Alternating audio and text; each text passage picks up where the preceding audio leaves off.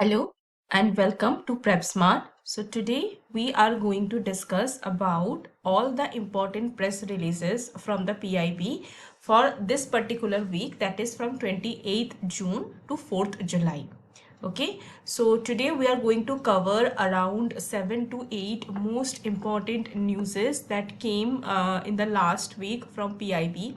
And as we already know from the 2026 UPSC pattern, and as also informed by the UPSC chairman himself, that covering PIB is very much important for the appearance of the UPSC examination. So keeping that thing in mind, that 2027 is also coming and we need to be prepared from now itself. So we will be doing the weekly PIB analysis every week on the Sunday. So starting from this week, every upcoming Sunday, you are going to get the weekly PIB analysis on this channel.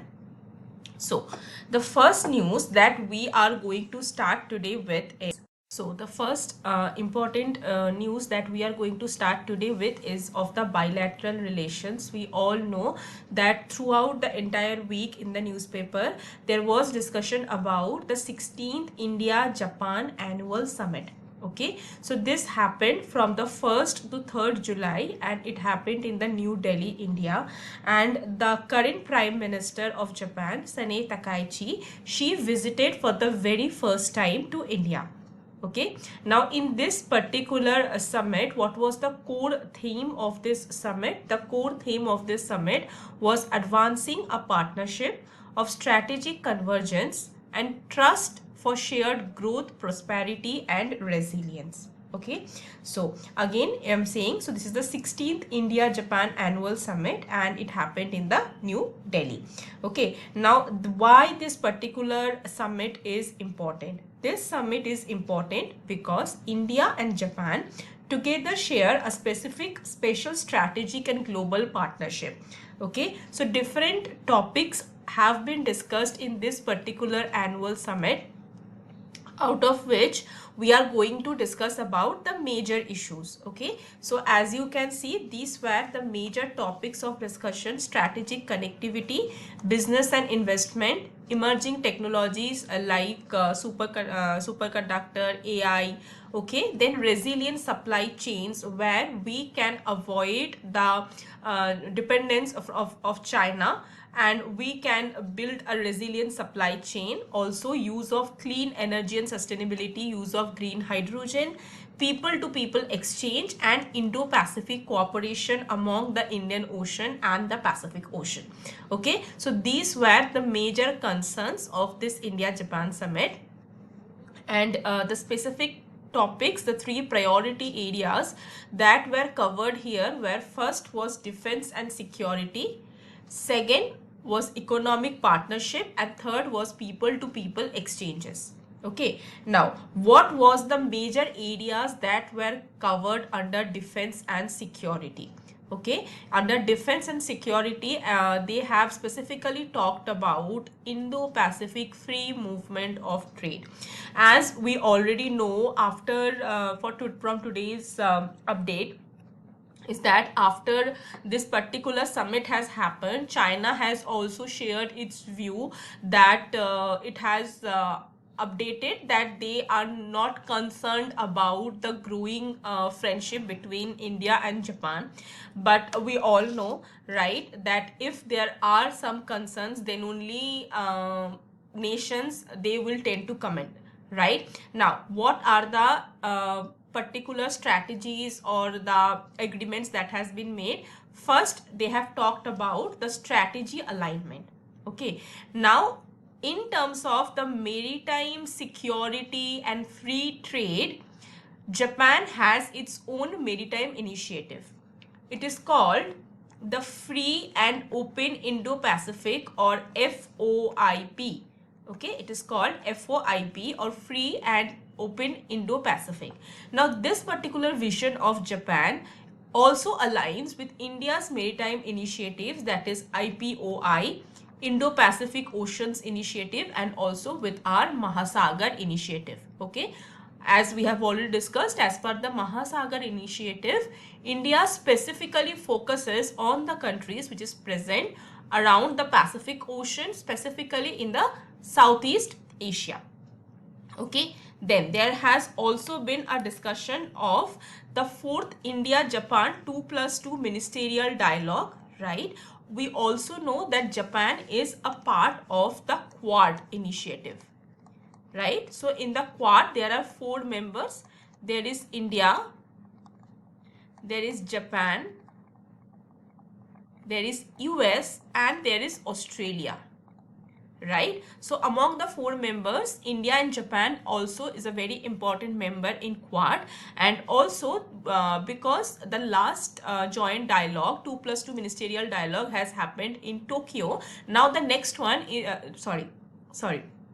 okay, so the last one happened in New Delhi, so this one is going to happen in Tokyo. Okay, now basically what happens in this 2+2 ministerial dialogue? In the 2+2 ministerial dialogue, basically the members of the foreign minister and the defense ministry. Okay, so in the India-Japan 2+2 dialogue, foreign ministry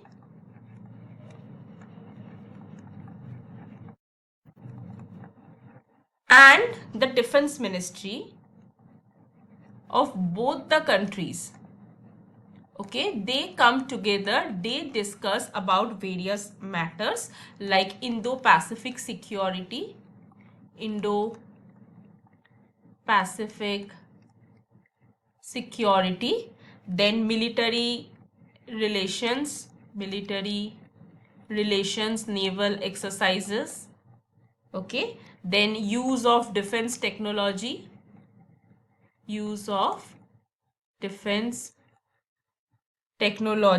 all of these things are discussed. Okay, so that was the second major important in terms of the defense and security cooperation. And the third thing which is important for us to remember is the name of JMX 25. Now JMX 25 was the naval exercise between India and Japan, demonstrating the seamless maritime cooperation between the two countries. Okay, so these are the major things that we should be remembering. Okay, don't worry, we will be also doing a revision at the end. Okay, now next news that we are going to cover is this one, where INS Trikhand responds to piracy attempt on MV Golden Arsenal. Now what happened basically in this particular case? So recently there has come where basically in the Gulf of Aden region. So if we quickly see the map, this is the Gulf of Aden. Okay, so as we know that this is the Red Sea. Now Red Sea is connected to Gulf of Aden through the strait which is called the Bab el Mandeb. Okay, so please don't confuse of Gulf of Aden with Gulf of Oman. Okay, so Gulf of Oman, as you can see, this is present in this side near to UAE and Oman. Okay, and Gulf of Oman is connected to Persian Gulf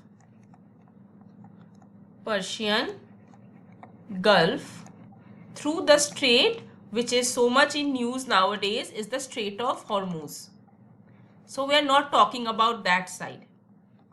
Okay, because Strait of Hormuz is located near the Iran. We are talking about the area which is closer to the Yemen, Djibouti, Somali. Basically, we all know that this area is very much affected with piracy problem. Okay, so that is why now what happened, while a ship was moving through this particular area, the name of this particular ship was MV Golden Arsenal. Now in this particular ship there was about 22 persons, including there was also one Indian person who was present, and now that caught into the piracy attempt, and now to save it the INS Trikhand appeared. Okay, so that was all the news about. Now this is the image of INS Trikhand, and we need to know a little bit about the vessel. Okay, so because we know this kind of questions comes from the defense type of questions, specifically in the science and tech portion. Now, so INS Trikhand is a Okay, Talwar class guided missile frigate. Okay, and what type of weapons that are present on this particular naval ship? BrahMos. Okay, so BrahMos, which is a supersonic cruise missile system, that is present. Then steel system, which is basically a surface to air missile, that is also present. Medium range gun is present. Then electro-optical close-in weapon system is also present. Advanced defense system, anti-submarine warfare, all of this thing is present. Now among these, I would be saying at least you cannot afford to forget about that BrahMos is present in the INS Trikan, and it is a Talwar class guided missile frigate. Okay, and also for the static purpose, please revise what is the location of Gulf of Aden and what are the neighboring countries of the Gulf of Aden. Okay, so next we are going to discuss about policy and governance, basically GS2. Okay, so there was an amendment in the Drug Rule 1945 to ensure uniform regulation of advanced cell and gene therapies. Okay, so first let us understand that what is basically this drug rules talk about, or what is the drugs and okay, right. Yeah, so we are going to talk about Drugs and Cosmetics Act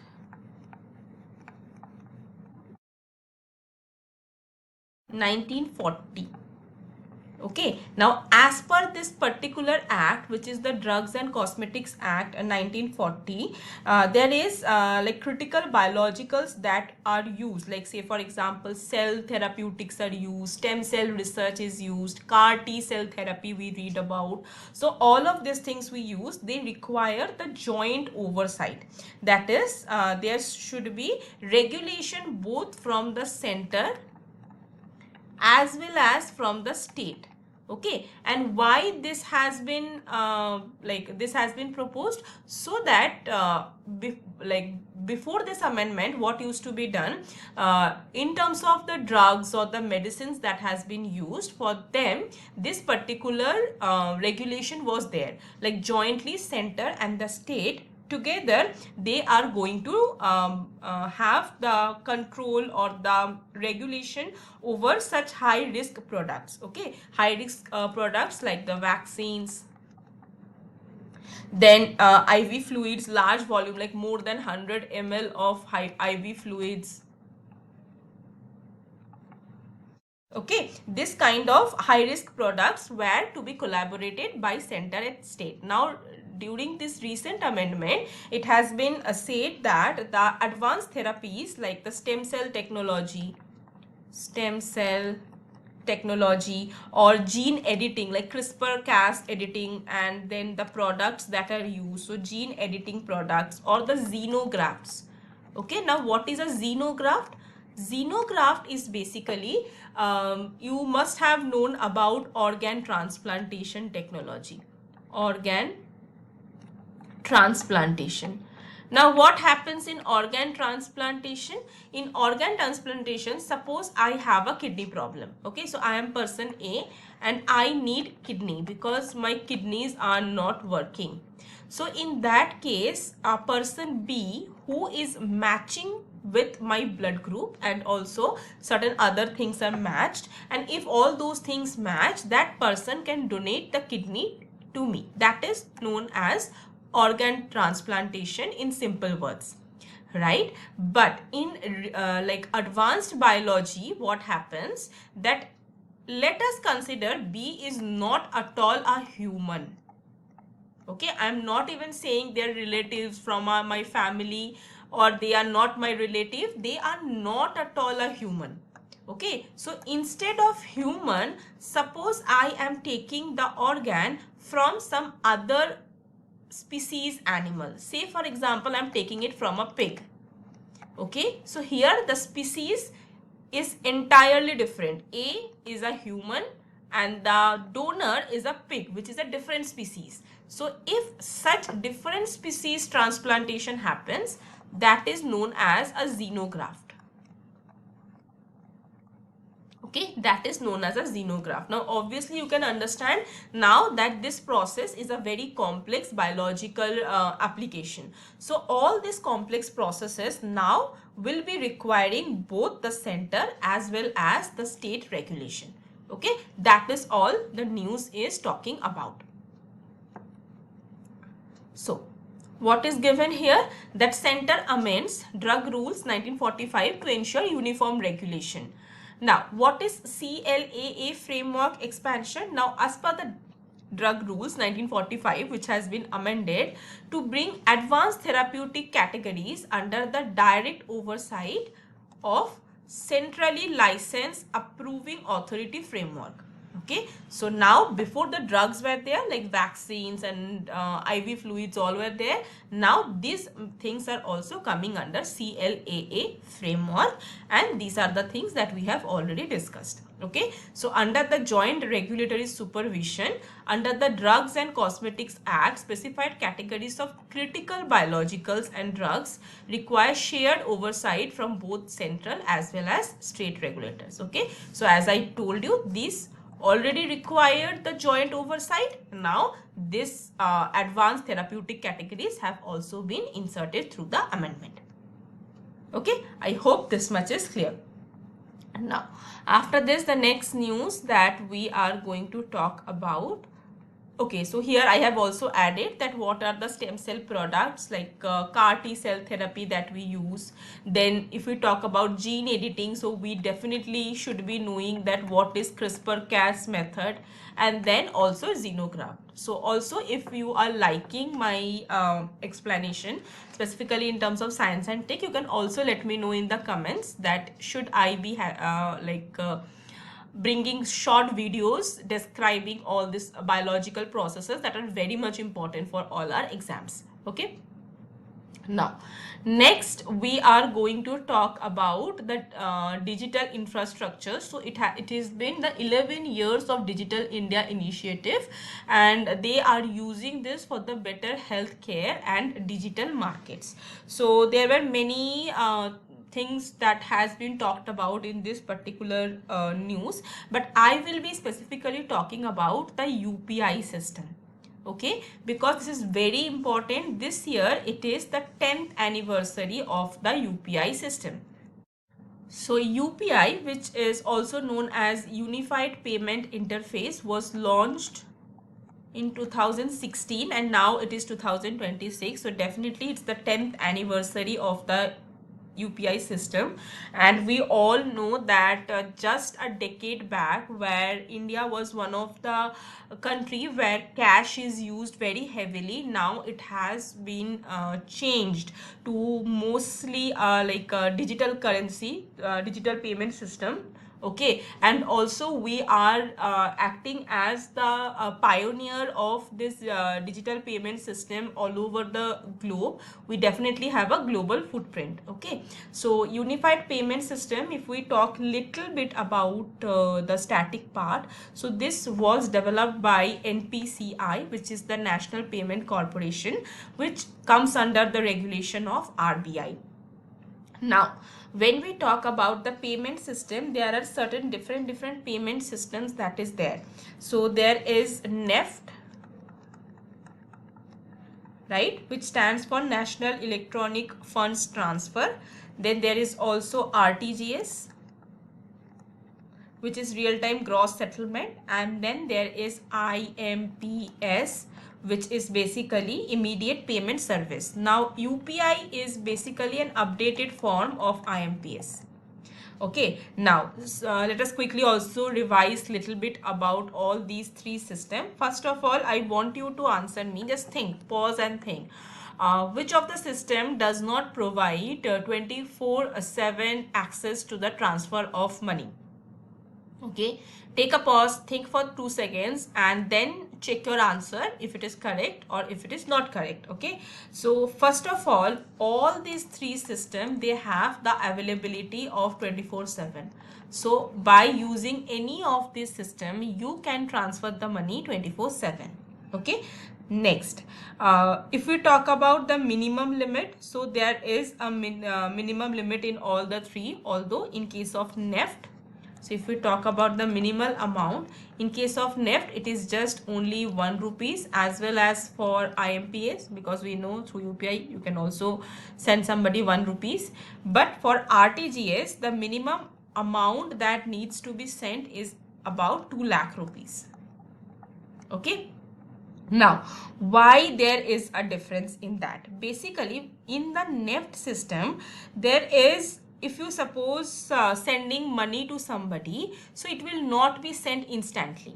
Okay, the money is, you will be sending the money, all the money will be accumulated and like coming from different origins, and then after every 30 minutes that will be disbursed to the destination account. Okay, whereas in case of the RTGS, which is the real-time transfer, so here there is no wait period, so instantly the money in the real time will be sent, as also in case of the IMPS. Okay, so RTGS and IMPS both send the money in real time, but in case of NEFT, it is not sent in real time. It takes some time to reach the destination. Okay, similarly, is there any maximum limit of sending the money? What do you think? Do NEFT has a maximum limit? Do RTGS has a maximum limit? Do IMPS? Just think logically, because that is how we need to solve the question in the paper also. Not everything we can be knowing in the examination hall, right? So NEFT and RTGS, both of them do not have any upper limit of sending the money. Okay, so these two, no upper limit, no upper limit. But think about UPI. Can you send somebody 1 crore rupees by using UPI? No, right? There is a limit. So basically in the IMPS system, there is a limit, but that vary bank to bank. Okay, so around maybe 5 lakh rupees, or that can vary. Okay, so these are the major things that we should be knowing. Now coming back to this particular news, what is given in PIB is that also there is a UPSC PYQ, that these are the active countries, okay, 9 active countries where UPI services are available. UAE, Bhutan, Singapore, Sri Lanka, France, Mauritius, Qatar, Nepal, and also the 9th one was the Cambodia.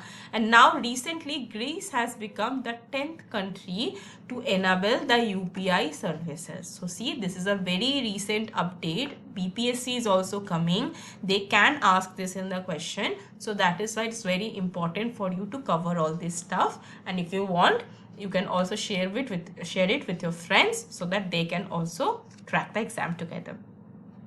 Okay, now after this, the next news that we are going to talk about, so there are 2 national initiatives for empowering rural women, especially from the SHGs, self-help groups. So first one is the E-Saras, just know the names, okay, E-Saras, and the second one is this one, She Leaps. Okay, E-Saras and She Leaps. Now what is this E-Saras doing, and what is the ministry under which it comes? So E-Saras comes under Ministry of Rural Development, where basically it comes under the umbrella of DAY NRLM, a platform.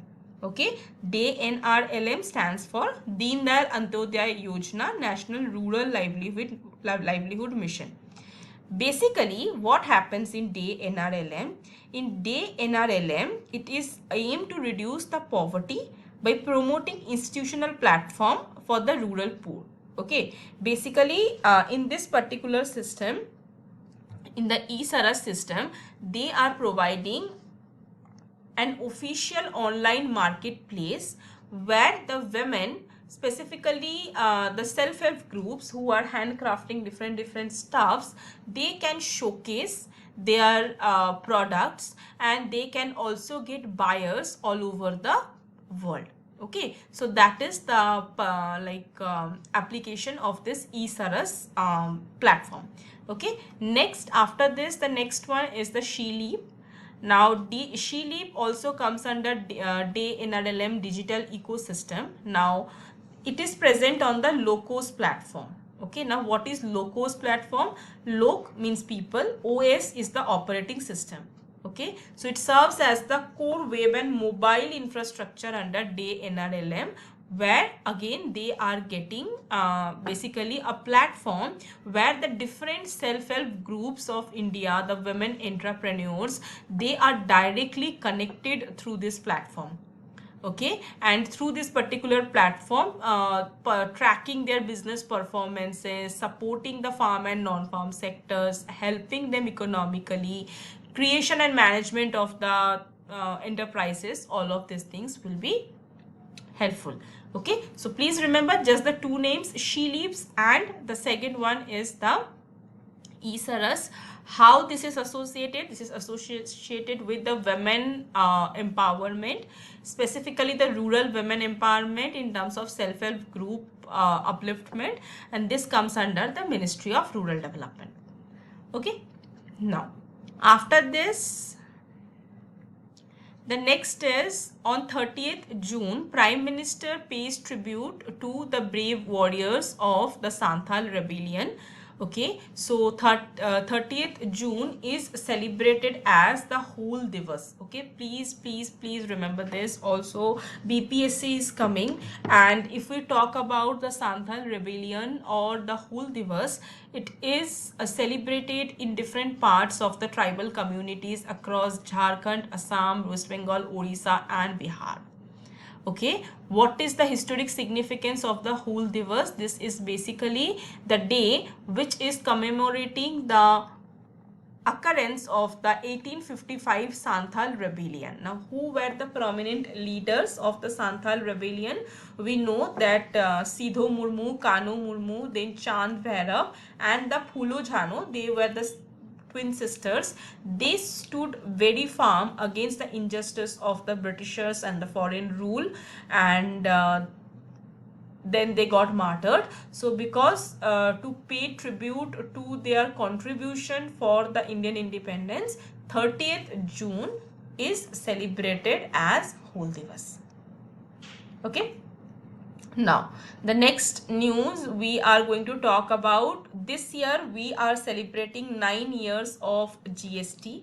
Okay, so can you quickly remember and tell me through which particular constitutional amendment GST was implied?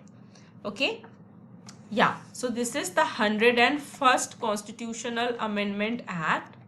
GST came into force, right, and in 2017, and basically when this particular GST came, which is a type of indirect tax. Okay, so if you don't remember what is direct tax, indirect tax, please remember, right? Direct tax, indirect tax, and their types, the examples of both the types. So GST, the aim of GST was one nation, one tax. So basically 17 different type of indirect taxes and 13 cesses were merged into a unified taxation system when GST came through the 101st Constitutional Amendment Act. And if we talk about what type of tax it is a destination based tax. Okay, full form of GST is also we should be knowing, it's the goods and services tax. So any kind of goods that we are buying or any kind of services that we are taking, based on that the taxes should be paid. Okay, and you know, like there is no need to pay it separately when we buy something. Suppose I am buying a bread from the market, so the GST is already added. Or maybe suppose I am going to a parlor to take some services, so there the GST will be added as per the given GST slab. Okay, so it's a destination based tax, and also there was formation of the GST council under article 279A, right? And this GST council, there is center and there is also members from all the states, and based on the consensus the decision has been given. Okay, so the GST council talks about the principle of cooperative federalism. Cooperative federalism, where the center has 1/3 vote, and the rest of the vote is present with the states, right? And together, to get any motion passed, it needs 2/3 of majority. Okay, then only. So that means neither center nor the state, nobody separately has the dominance in the decisions that has been made. So that is how the GST Council has been formed. And as you can see, after implementing GST from 2017, there is a sharp rise in the taxpayer base, right, from 66.5 lakh to 1.65 crore in 2026 May. So definitely this data can be used for the mains examination. Okay, now, okay, so these are some of the reforms that were being addressed in the budget under GST 2.0. So currently there are only two rate structures, two slabs of taxes has been applied, the 5% and the 18%. Previously there was other tax rates also, and also there is a 40% rate that has been applied on the luxury goods, like say for example, I am buying iPhone. Okay, so on luxury goods or sin goods. Sin goods are basically a tobacco or online gaming, lottery system, or this kind of things, they come under the sin goods. Okay, so this was all about the GST. Now, after this, the last news, I think this is the last one. Yeah, the last one we are going to cover about the Suman initiative. Suman is basically, it is recently the Ministry of Health and Family Welfare, they have launched about the Suman Roadmap 2030. Now what is this Suman Roadmap talks about? The Suman Roadmap, the main goal of the Suman Roadmap is to achieving the Sustainable Development Goal of maternal and newborn health by 2030. Because 2030 is our target of achieving the sustainable development goals. Now quickly we have to remember that what particular SDG targets about that. Okay, so here our first target is reducing maternal mortality rate to drop below 70 per 1 lakh live births, and this is our target under Sustainable Development Goal 3.1 to be very specific. This you can quote again for your mains answer in GS3. Okay, also to decrease the mortality rate in the neonates and the infants. Neonates means babies just born, and the infants basically they are up to the age of 1 year. So neonates are basically the newborns, tentatively up to a month, and infant up to an year. So decreasing the death rate in the neonates and the infants also by giving them targeted medical interventions, and then also universal equitable access to the premium quality healthcare services for all pregnant women and the newborns nationwide. All the states and the union territories of the nation should be getting these benefits. Okay, so what is the full form of Suman? Surakshit Matritva Ashwasan, which stands for Suman. Okay, Surakshit Matritva Ashwasan. Basically, safe pregnancy assurance, you can say. Okay, now some other initiatives have also been taken. They have talked about establishing Suman Panchayats, which is basically the local village councils. They will be held accountable. They will be given ownership to track the health of the pregnant women. Okay, and to ensure, this has been done to ensure 100% institutional deliveries. Basically here they are also integrating ASHA workers, frontline ASHA workers, and they have to go and check during the 8th and the 9th month of the pregnancy to identify if the woman is about to experience the labor pain. Okay, and based on that they have to assess the women, they have to make understand the family that it's very important for the safety of the mother as well as the baby to have the delivery in some institution like the hospital where the doctors are qualified and certified, and not at home where the chances of infection and death is way higher. Okay, there is also a concept of mothers picnic platform, where it will be basically a community engagement initiative to promote maternal health awareness, facilitate peer-to-peer experience sharing. Basically, if somebody has already been a mother, she can come and she can share the experiences, and she can also give mental support to the newly becoming mother, also help in the newborn care. And also for all of this, they will be using the Janani portal to do the robust digital monitoring and reporting, like whatever the updates the ASHA workers are taking and Suman Panchayats are doing, all this update will be taken care of through the Janani portal, which will track patient delivery outcomes and healthcare quality. Okay, so these were all the major updates that came in the last week in the PIB. Okay, so with this particular video ends. So let us quickly revise what all topics that we have discussed today.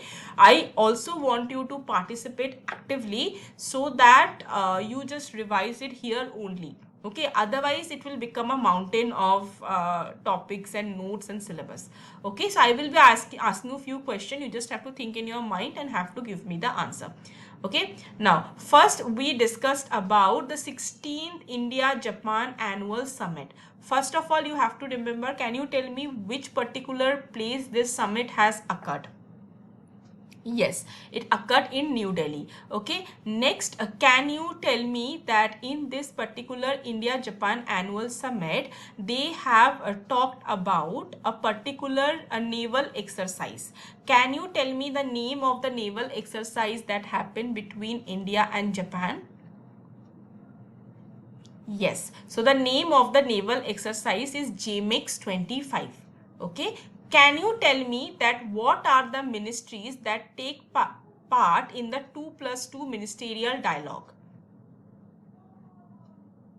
Yes, so in the 2+2 ministerial dialogue, they take part, the ministries that take part, one is the Defense Ministry and the second is the External Affairs. Okay, okay, and the last one I will be asking you, that free and open Indo-Pacific, is this an initiative of India? True or false?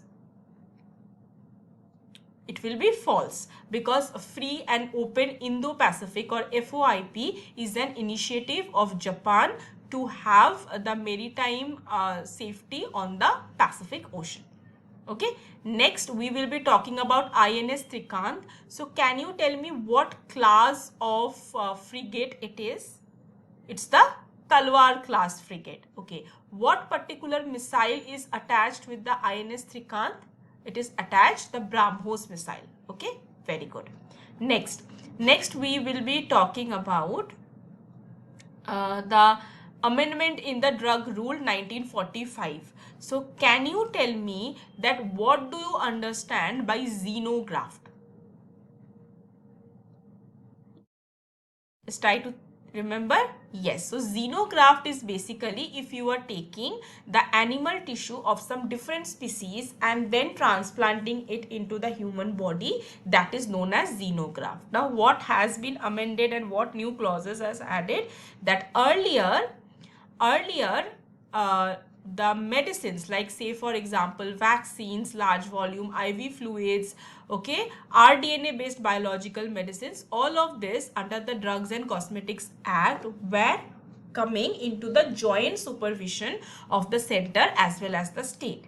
Now as per the new amendment, also the like basically the advanced therapeutic categories like the stem cell, then the gene editing like CRISPR-Cas edited products, xenograft products, they are also coming under the joint supervision of the center as well as the state to have a uniform regulation all over the country. Okay, okay.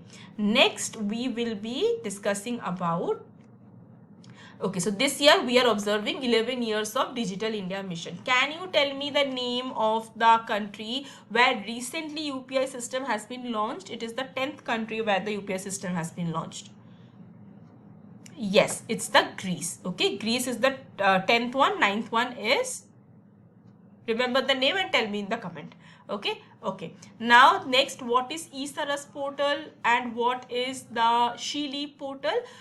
So eSaras portal and She-Leap portal both comes under Ministry of Rural Development. Okay, and both are for women empowerment, specifically in the self-help group. Okay. Next, the last thing that we are going to talk about is Hool Divas. When we celebrate Hool Divas, 30th June is celebrated as Hool Divas to pay the tribute to the brave warriors of Santhal rebellion. Santhal rebellion happened in the year 1855, and who are the famous fighters? Sidhu Kanhu, Chand Bhairav and Phulo Jhano. Okay, and which are the states where it is mostly celebrated? Jharkhand, Bihar, Assam, West Bengal and Orissa. Okay, next, this is the 9-year of GST system, GST. Can you tell me which particular constitutional amendment through which this GST came? 101st. What is the name, what is the article through which GST Council has been formed? Article 279A. Okay, and in the GST 2.0 reform, what are the baseline tax rates we have? 5%, 8%. For the sin tax or for the luxury goods, right? For the sin goods and the luxury goods, we have a separate 40% rate. Okay, and then we discussed about the Suman Roadmap 2030, which is basically aiming to have the maternal mortality rate less than 70 per 1 lakh birth by the year 2030. Definitely, because it's an initiative for a better pregnancy, better institutional delivery, better newborn health, better infant health, and reducing the mortality of the neonates and the infant. This is definitely under the Ministry of Health and the Family Welfare. Okay, and which particular SDG? This is specifically SDG 3.1. You can directly quote in your mains answer. Okay, so I hope this particular session will help you, and please comment in the below section. That will motivate me if these sessions are helping you, so that I can also bring with these sessions every week. With that, this session I will be ending. You can join my Telegram channel Prep Smart. Okay, you can scan this QR code or directly I will add the link in the comment. Thank you and have a nice week. Bye bye.